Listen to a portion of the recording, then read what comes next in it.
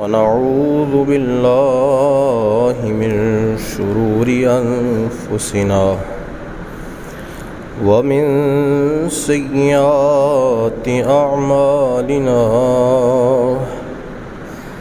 من يهده الله فلا مضل له ومن يضلله فلا هادي له ونشهد أن لا إله إلا الله وحده لا شريك له ونشهد أن سيدنا وسندنا وحبيبنا وحبيب ربنا وطبيبنا وطبيب قلوبنا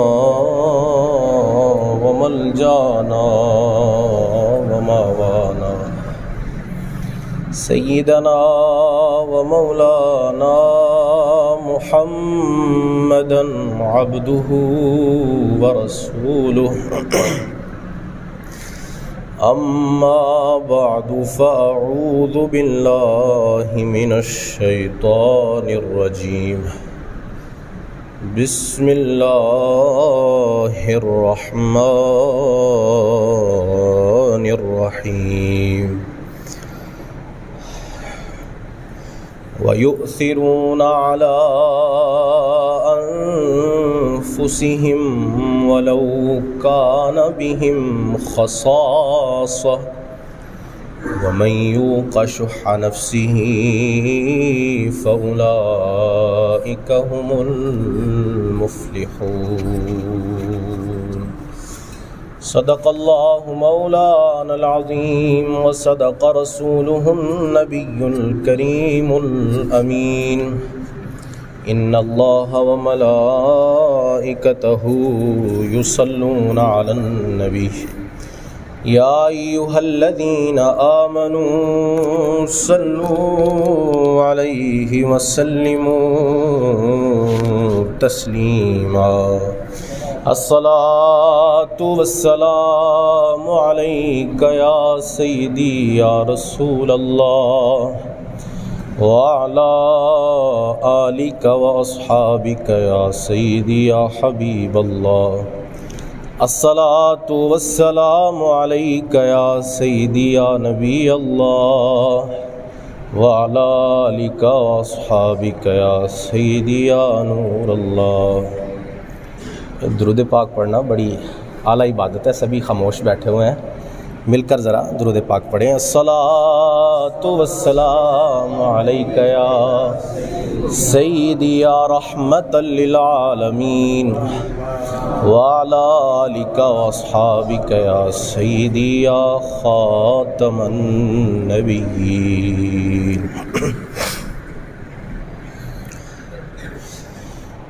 روک لیتی ہے آپ کی نسبت تیر جتنے بھی ہم پہ چلتے ہیں, یہ کرم ہے حضور کا ہم پر, آنے والے عذاب ٹلتے ہیں.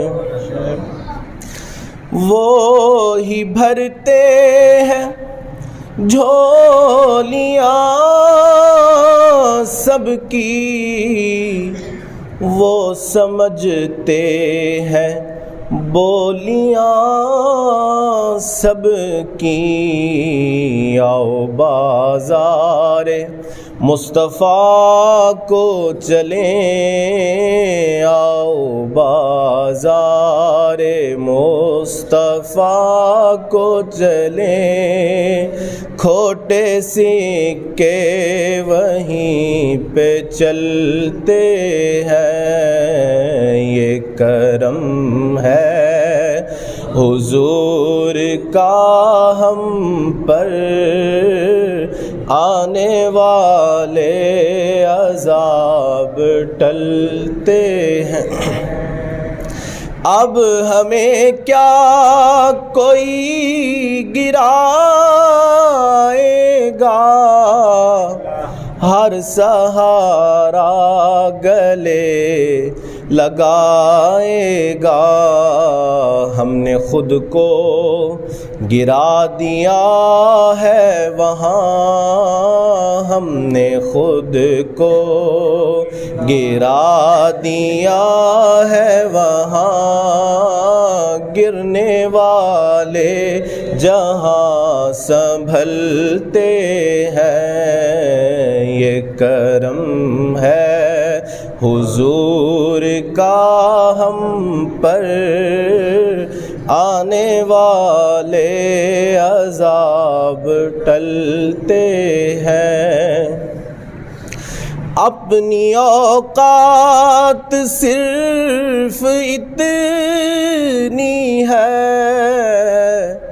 کچھ نہیں بات صرف اتنی ہے، کل بھی ٹکڑوں پہ ان کے پلتے تھے، کل بھی ٹکڑوں پہ ان کے پلتے تھے، اب بھی ٹکڑوں پہ ان کے پلتے ہیں، یہ کرم ہے حضور کا ہم پر، آنے والے عذاب۔ اللہ جل جلالہ و اتم برہانہ و اعظم شانہ کی بارگاہ اقدس میں حمد و ثنا اور سرکار مدینہ راحت قلب و سینہ، باعث نزول سکینہ، صاحب معطر و معمبر پسینہ، حضور سرور عالم شاہ آدم و بنی آدم، رسول محتشم، شفیع معظم، احمد مجتبیٰ، محمد مصطفیٰ صلی اللہ تعالیٰ علیہ وآلہ آلہ واصحابہ وبارک وسلم کی بارگاہ میں ہدیہ درود و سلام عرض کرنے کے بعد معزز سامعین السلام علیکم ورحمۃ اللہ۔ سامعین عزیز احتشام، رسول کریم علیہ السلام کی ذات پر درود پاک پڑھنے کی بے شمار فضیلتیں اور برکتیں ہیں۔ علماء کرام فرماتے ہیں کہ جس بندے کو خواہش ہو کہ وہ خواب میں رسول کریم علیہ السلام کا دیدار کرے تو وہ حضور پر کثرت کے ساتھ یہ درود پاک پڑھے، حضور اس پر کرم نوازی فرمائیں گے اور اپنا دیدار عطا فرمائیں گے۔ آئیں مل کر وہ درود پاک پڑھتے ہیں، میرے ساتھ مل کر پڑھیں۔ اللہم صلی علی محمد کما ہوا اہلہ، اللہم صلی علی محمد کما تحب وترضی لہ۔ اس درود پاک کی کثرت سے نبی اکرم صلی اللہ تعالی علیہ وسلم کا دیدار بندے کو عطا ہوتا ہے، اور روایت میں آتا ہے رسول کریم علیہ السلام کے فرمان کا مفہوم ہے، جس نے مجھے خواب میں دیکھ لیا تو وہ عن قریب مجھے بیداری میں بھی دیکھ لے گا، میں اسے بیداری میں بھی جو ہے وہ اپنا دیدار عطا فرماؤں گا۔ ہمیں جو ہے وہ کثرت سے درود پاک پڑھتے رہنا چاہیے۔ یہ درود نہ بھی یاد ہو، کوئی بھی درود پاک یاد ہو، اس کو جو ہے وہ کثرت سے یاد پڑھتے رہا کریں، کیونکہ درود پاک پڑھنا بندے کے دنیاوی معاملات بھی حل کرتا ہے اور اخروی معاملات بھی بندے کے حل کر دیتا ہے۔ احسان عظیم ہے اللہ عز و جل کا کہ اس نے ہمیں یہ خوشیوں والا، سعادتوں والا دن عطا فرمایا ہے، اور یہ رب ذوالجلال کی طرف سے مسلمانوں کے لیے ایک تحفہ ہے۔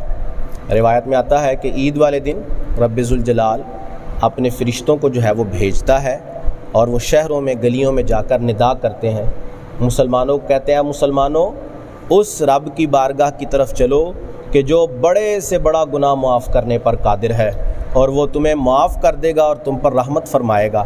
پھر جب بندے پہنچتے ہیں، عید کی نماز ادا کرتے ہیں، تو اللہ ان بندوں سے مخاطب ہو کر کہتا ہے اے میرے بندو، مغفرت اور رحمت کے ساتھ یہاں سے لوٹ جاؤ، تم مجھ سے راضی ہو جاؤ اور میں تم سے راضی ہو جاؤں گا۔ یہ عید پڑھنے والوں کو اللہ عز و جل مخاطب کر کے ارشاد فرماتا ہے، اور فرماتا ہے کہ اس عید کے اجتماع میں تم جہاں جمع ہو، یہاں بیٹھ کر اپنی آخرت میں سے مجھ سے جو بھی مانگو، یعنی اپنی آخرت کے حوالے سے جیسا بھی سوال کرو، اگر مجھ سے مغفرت مانگو گے، مجھ سے یہ مانگو گے کہ آخرت میں تمہارے گناہوں کو معاف کر دوں، آخرت میں تمہیں جنت عطا کروں، اپنی آخرت کے لحاظ سے جو کچھ مانگو گے وہ میں عطا کر دوں گا، اور اپنی دنیا میں بھی اگر مانگو گے مجھ سے تو میں تمہاری بھلائی کی طرف نظر کروں گا، اگر وہ تمہاری دنیا تمہارے لیے بہتر ہوگی تو تمہیں دنیا بھی عطا کروں گا، اور اگر وہ بہتر نہ ہوگی تو میں تمہیں جو ہے وہ عنایت کر کے اس سے بہتر چیز عطا فرماؤں گا۔ یہ عید پڑھنے والے مسلمانوں کو مخاطب کر کے اللہ عز و جل یہ ارشاد فرماتا ہے، یہ اس کا احسان عظیم ہے کہ اس نے ہمیں یہ بہترین دن عطا فرمایا ہے، اور مسلمانوں کے لیے یہ خوشی کا دن ہے۔ اب جب یہ دن آتا ہے تو مہمان نوازی کا سلسلہ ہمارے ہاں ہوتا ہے، رشتہ دار ملنے آتے ہیں، کبھی ہم کسی کے گھر جا کر مہمان بنتے ہیں، کبھی کوئی ہمارے گھر آ کر مہمان بنتا ہے۔ تو اب جو ہے وہ آج ہم انشاءاللہ مہمان نوازی کے حوالے سے چند ایک باتیں سنتے ہیں۔ سیدنا ابو طلحہ انصاری رضی اللہ تعالیٰ عنہ نے بڑی عجیب مہمان نوازی کی، اور اس مہمان نوازی کو رسول کریم علیہ السلام نے فرمایا کہ عجیب مہمان نوازی ہے، اور اسے دیکھ کر اللہ مسکرایا ہے، یعنی اس بندے سے راضی ہو گیا ہے اللہ عز و جل۔ وہ مہمان نوازی اس طرح ہوئی کہ ایک بھوکا شخص رسول کریم علیہ السلام کی بارگاہ میں آیا، اور اس نے آ کر جو ہے وہ حضور سے مطالبہ کیا، سوال کیا کھانے کا۔ حضور نے اپنے گھروں میں، ازواج کے گھروں میں پیغام بھجوائے کہ کچھ کھانے کو ہو تو بھیجیں، لیکن کسی گھر سے جو ہے وہ کوئی چیز نہ مل سکی۔ نبی اکرم صلی اللہ تعالی علیہ وسلم نے اپنے صحابہ میں اعلان کیا کہ کوئی ہے جو اس شخص کی بھوک کو مٹا دے، اس کو کھانا کھلائے۔ تو سیدنا ابو طلحہ انصاری کھڑے، انہوں نے کہا یا رسول اللہ میں جو ہے وہ انہیں کھانا کھلاتا ہوں۔ وہ مہمان کو اپنے ساتھ لے گئے، گھر میں جا کر اپنی زوجہ سے پوچھا کہ گھر میں کچھ کھانے کو ہے؟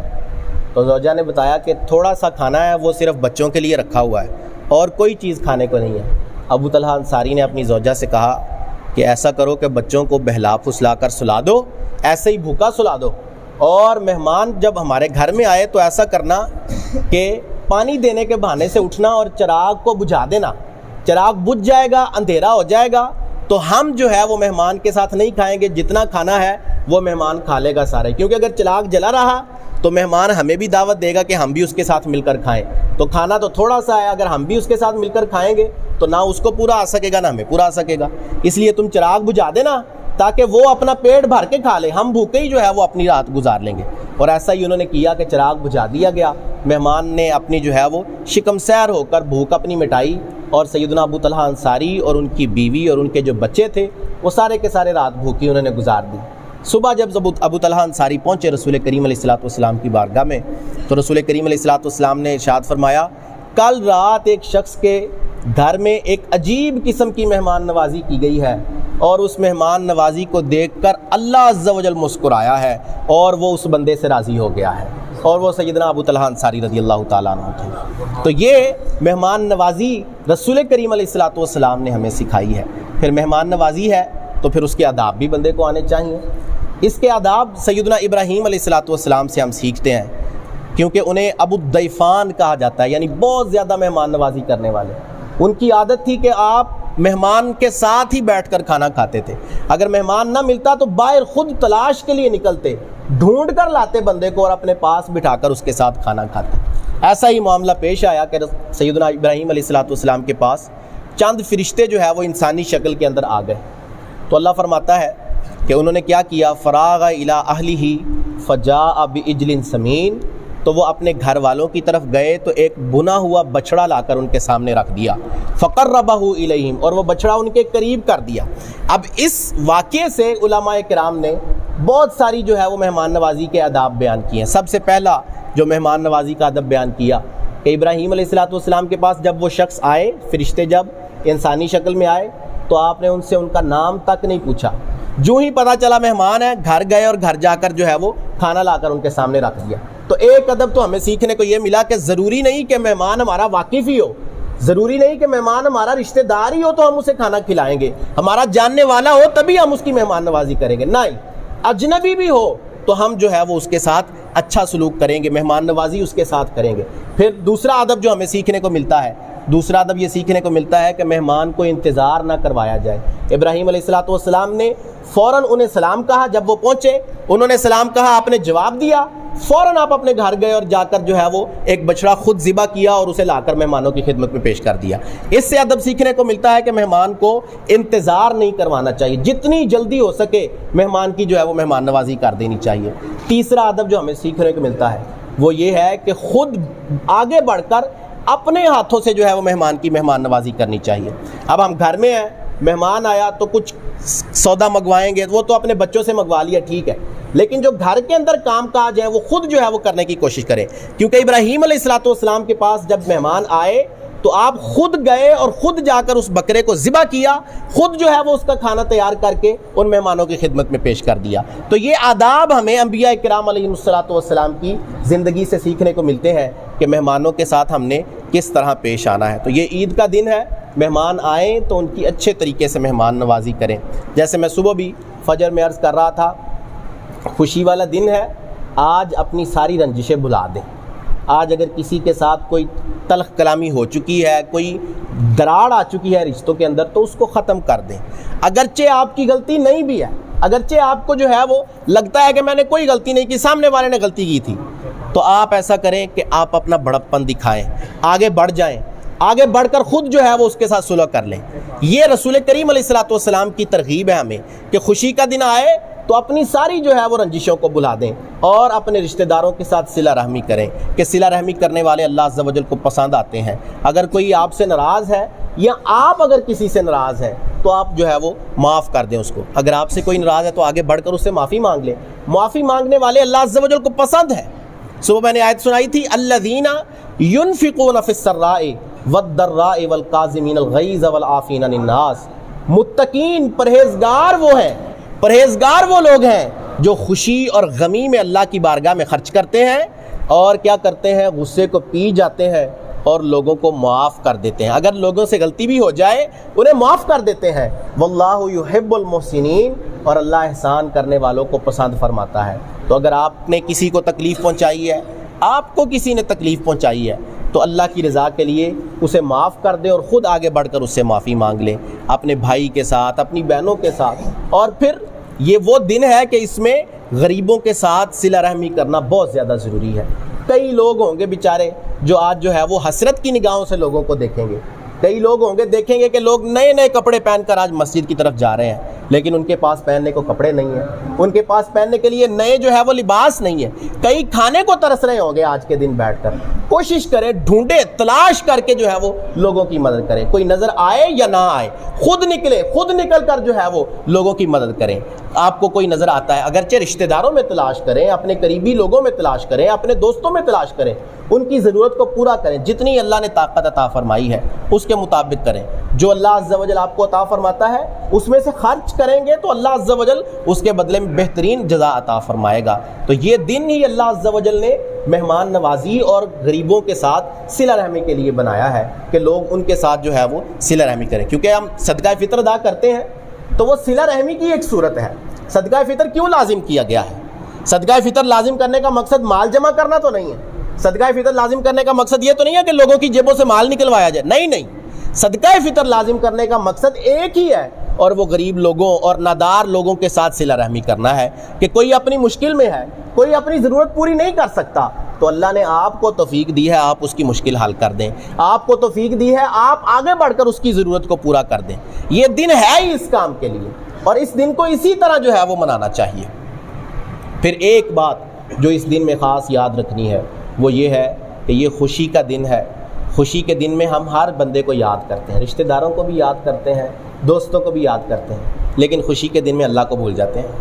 وہ خوشی جس کی وجہ سے دیکھنی نصیب ہوئی، وہ خوشی جس کے احسان کی وجہ سے ہمیں دیکھنی نصیب ہوئی، وہ خوشی جو اللہ نے ہی عطا کی ہے، لیکن اس خوشی کے موقع پر اللہ کو بھول جاتے ہیں، اسے جو ہے وہ بالکل بھلا دیتے ہیں اس خوشی کے موقع پر۔ یہ جو ہے وہ بہت بڑی غلطی ہے ہمارے لوگوں کے اندر۔ حالانکہ عید کا دن جب آئے تو اور زیادہ بڑھ چڑھ کر عبادت ہونی چاہیے، اور زیادہ بڑھ چڑھ کر اپنے رب کے سامنے جو ہے وہ شکر گزاری کرنی چاہیے۔ صدقے کے ذریعے شکر گزاری کریں، خیرات کے ذریعے، لوگوں کے ساتھ صلہ رحمی کرنے کے ذریعے، اس کی عبادات بجا لانے کے ذریعے۔ یہی جو ہے وہ بندوں کے اندر خطا پائی جاتی ہے کہ جب خوشی آتی ہے تو وہ اپنے رب کو بلا دیتے ہیں، پھر جب تکلیف میں آتے ہیں تو پھر بیٹھ جاتے ہیں، اور اس کو یاد کرنے لگتے ہیں، پھر کہتے ہیں کہ پتہ نہیں مجھ سے کیا خطا ہو گئی ہے کہ اب جو ہے وہ مشکلیں مجھے دیکھنی پڑ رہی ہیں۔ بھائی جب اللہ نے خوشی عطا کی تھی، جب آسانی عطا کی تھی، تم اسے بلا چکے تھے، تم نے اسے دیکھا بھی نہیں۔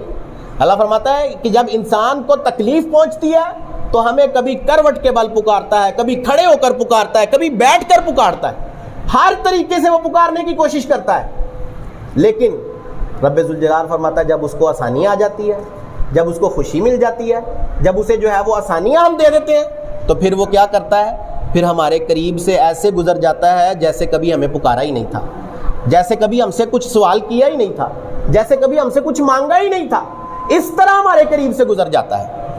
تو پھر جب ہم خوشحالی میں اس کو بلا دیتے ہیں تو پھر ہم یہ جو ہے وہ جواز نہیں رکھتے کہ تکلیف میں پھر اس کو پکارے جا کر۔ وہ تو ہر وقت ہی معاف کرنے پر قادر ہے، وہ تو ہر وقت ہی عطا کرتا ہے، چاہے خوشی میں ہو چاہے غمی میں ہو۔ اس کو یاد کرنے کی دیر ہے، اس کو پکارنے کی دیر ہے، وہ ہر وقت ہی عطا کرے گا۔ لیکن بندے کو اپنے اندر بھی تھوڑی حمیت اور شرم ہونی چاہیے، تھوڑا اپنے اوپر بھی بندے کو خیال ہونا چاہیے کہ میری جو ہے یہ کیسی عادت ہے کہ جب میں تکلیف میں آتا ہوں تو اسے پکارتا ہوں، اور جب خوشی میں آتا ہوں اسے چھوڑ دیتا ہوں، جب خوشی میں آتا ہوں اس سے نظریں پھیر لیتا ہوں۔ اور وہ خوشی بھی اسی نے عطا کی ہے۔ میرے اندر کیا طاقت تھی کہ میں خوشی حاصل کر سکتا، میرے میں کیا قوت تھی کہ میں اپنے غموں کو ختم کر کے خوشیاں اپنے لیے پیدا کر سکتا، میرے میں یہ جرت تھی کہ میں جو ہے وہ اللہ عز و جل کے سامنے کوئی بات کر سکتا۔ یہ تو اس کا احسان ہے کہ اس نے میری تکلیف کو دور فرمایا اور مجھ پر احسان فرمایا، یہ اس کا احسان ہے کہ اس نے میری ہر طرح کی پریشانی کو دور کر دیا۔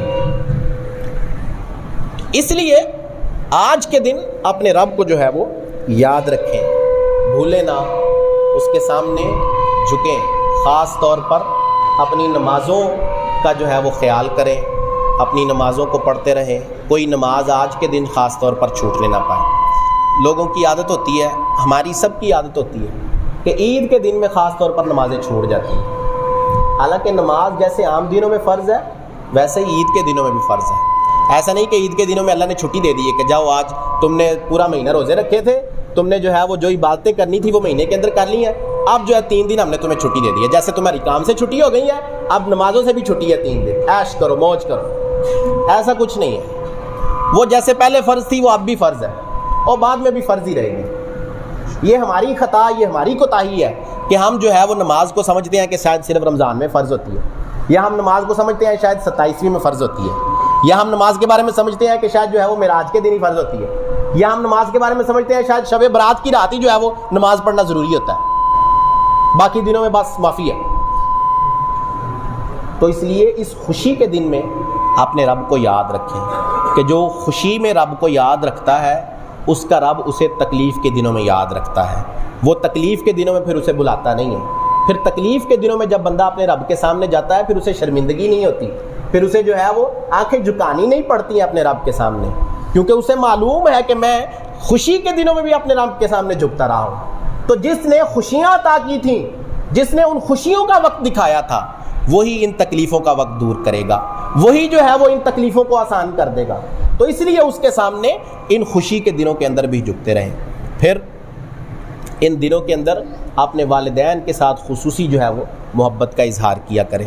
سال ہا سال گزر جاتے ہیں ہمارے نوجوان والد کو گلے تک نہیں لگاتے، عید کا دن آئے تو خصوصی نماز پڑھ کے جائیں تو اپنے والد سے آگے بڑھ کر جو ہے وہ ان سے گلے ملیں، ہو سکے تو ان کی قدم بوسی اور ان کی جو ہے وہ دست بوسی کریں، ان کے ہاتھ چومیں، ان کے پاؤں چومیں۔